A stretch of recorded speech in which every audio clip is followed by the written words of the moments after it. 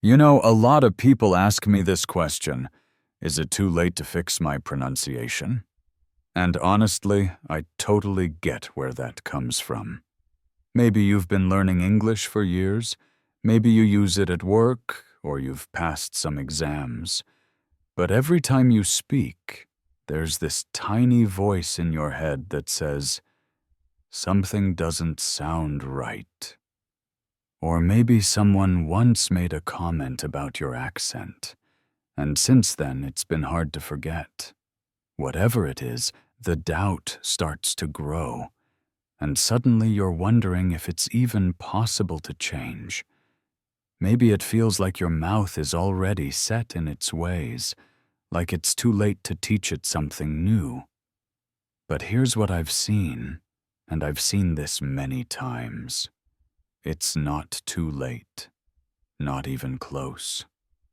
Pronunciation isn't some fixed thing that can't be touched after a certain age.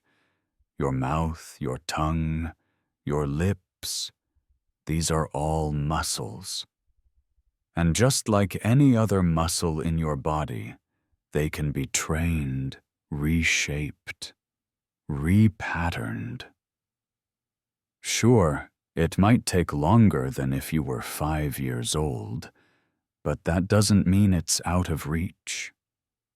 And honestly, adults have something powerful that children don't. Awareness. You can notice things. You can reflect. You can say, "Oh, I always say this word that way. Maybe I can try it like this." That ability to observe and adjust is a huge advantage.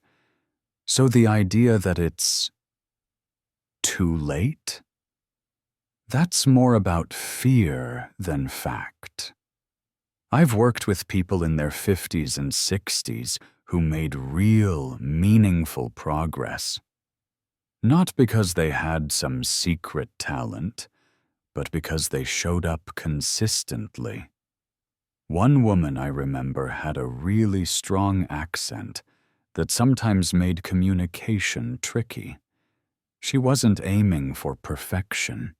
She just wanted to feel more confident, less self-conscious. So we worked on rhythm, intonation, and those tricky sounds that were holding her back.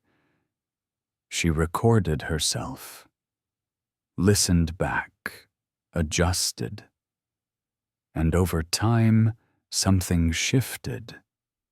Not just her voice, but her mindset. She started to trust herself, and you could hear that in the way she spoke. I think that's something we don't talk about enough. How much of pronunciation is about confidence, not just sound. If you're constantly second-guessing every word, your mouth tightens up, your voice becomes hesitant, and that actually affects the way you speak. But when you relax, when you believe that your voice matters, that your message is valuable, your pronunciation naturally improves. It's like your mouth stops fighting you and starts working with you. Now, let's talk about what fixing pronunciation really means. Because for some people, the goal is to sound exactly like a native speaker. And if that's your dream, I respect that. But for most people, the real goal is clarity. You want to speak in a way that feels natural, and most importantly, that other people can understand easily. And that's a much more realistic and rewarding goal. You don't have to erase your accent to speak well. In fact, Your accent is a part of your identity.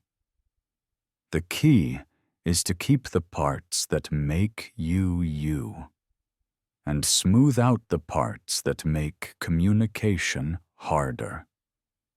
A lot of learners think pronunciation is all about individual sounds, like the th in think or the in world. And yeah, those are important. But honestly, some of the biggest breakthroughs come from working on rhythm and stress. English is a very musical language. Some words are strong, others are weak. Some syllables are long, some are short. If you ignore that music, even if your sounds are correct, you might still sound a bit off. But when you get the rhythm right, when you match the natural flow of English, people suddenly understand you better. They feel more comfortable listening to you. So what does practice look like? Well, shadowing is one of my favorite techniques. That means you listen to a short piece of natural English, maybe from a video, podcast, or teacher, and then you try to copy it exactly. Not just the words, but the way they're said, the pauses, the pitch, the emotion. At first it feels weird, like you're doing an impression of someone else, but over time, it becomes part of your voice. Your muscles start to remember those patterns. It's like building muscle memory, but for your mouth. Another thing that helps a lot is recording yourself. I know it can be awkward at first. Nobody likes hearing their own voice, but it's honestly one of the best ways to notice what's really happening when you speak. You might realize you're dropping sounds, or stressing the wrong word, or saying a vowel just a little bit differently than you thought. And once you hear it, you can start to change it. It's all about awareness. One more thing, don't expect fast results. I'm not saying that to discourage you. I'm saying it so you don't quit too soon. Pronunciation improvement is slow and steady. Sometimes it feels like nothing is changing, and then suddenly someone says, "Hey, your English sounds really clear today."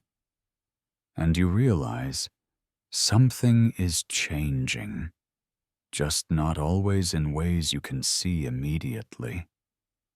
Also, remember that even native speakers don't all sound the same.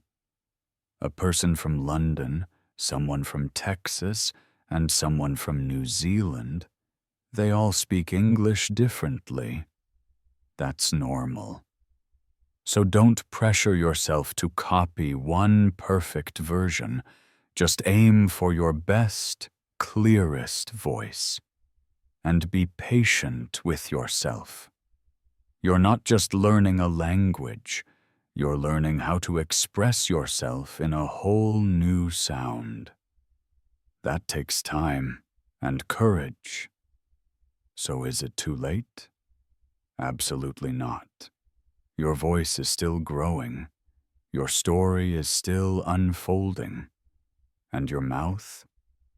It's waiting to learn something new.